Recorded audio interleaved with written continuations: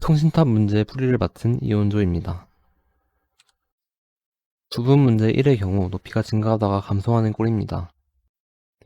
K를 다음과 같은 조건을 만족하는 인덱스라고 합시다. 즉 K는 높이가 증가하다가 감소하는 부분의 인덱스입니다. 만약에 R이 K보다 작거나 같거나 K가 L보다 작거나 같은 경우 답은 1입니다. 수열이 증가하거나 감소하는 꼴이기 때문입니다. 반대로 K가 L과 R 사이에 존재하는 경우 K번 송신탑을 중계 송신탑으로 해서 L, R번째 송신탑을 빌릴 수 있는지 체크합니다. 이게 가능하다면 답은 2이고 불가능하다면 1입니다. 이제 잘 생각해 보면은 높이가 낮은 송신탑부터 빌리려고 시도해 보는 것이 최적입니다. 이를 기류법을 사용해서 증명할 것인데요. X번 송신탑이 아직 빌리지 않은 탑 중에서 높이가 가장 낮은 탑이라고 합시다. 그러면은 X를 포함하지 않는 최적해가 존재한다고 가정합시다. A번, B번 송신탑을 X의 왼쪽과 오른쪽에 존재하는 가장 가까운 최적해에 포함된 송신탑이라고 합시다. A와 B의 중계 송신탑이 X의 왼쪽에 존재한다면 B를 그냥 X로 대체해도 됩니다. 반대로 오른쪽에 존재한다면 A를 X로 대체해도 됩니다. 그러므로 X를 포함하는 최적해가 항상 존재한다는 것을 알 수 있습니다. 이제 X번 송신탑에 대해 LX를 높이가 HX 플러스 델타인 송신탑 중에서 X보다 왼쪽에 있으면서 X와 가장 가까운 송신탑의 번호로 정의합시다. RX도 비슷하게 정의해 줄 수가 있습니다.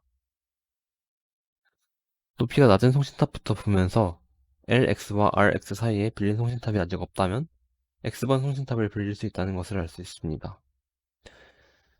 이 풀이를 단순히 구현하면 오더 오브 qn 제곱의 시간복잡도로 부분 문제 1을 해결할 수 있습니다. 부분 문제 3은 커리가 하나인 경우입니다. 바로 전 방법을 최적화해주면 되는데요.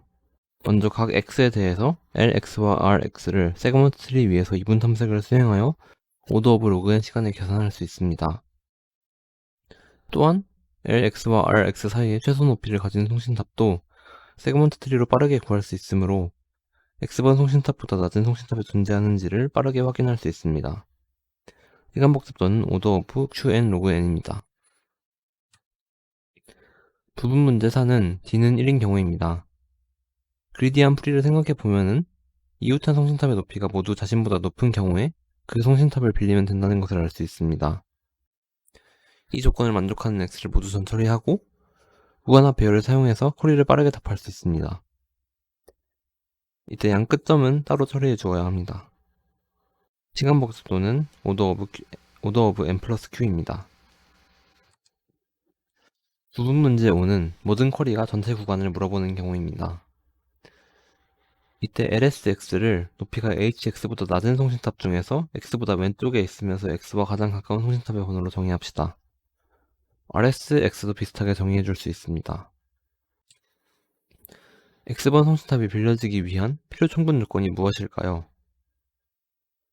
X를 빌리기 위해서는 LSX를 이미 빌린 상태여야 하므로 LSX와 X 사이에 높이가 적어도 HX 플러스 델타인 송신탑이 존재해야 합니다. 마찬가지로 X와 RXX 사이에 높이가 적어도 HX 플러스 델타인 송신탑이 존재해야 합니다. 이 두 조건을 델타에 대해서 정리해 봅시다. 그러면 다음과 같이 나타날 수 있는데요. 이때 미니멈 함수의 왼쪽 항과 오른쪽 항은 각각 세그먼트 트리를 사용해서 빠르게 구할 수 있습니다. 이런 조건이 각 송신탑마다 한 개씩 나오므로 D가 정해지면 이 조건을 만족시키는 송신탑들을 빌릴 수 있게 됩니다. 이러한 송신탑들의 수는 이분 탐색으로 구할 수 있습니다.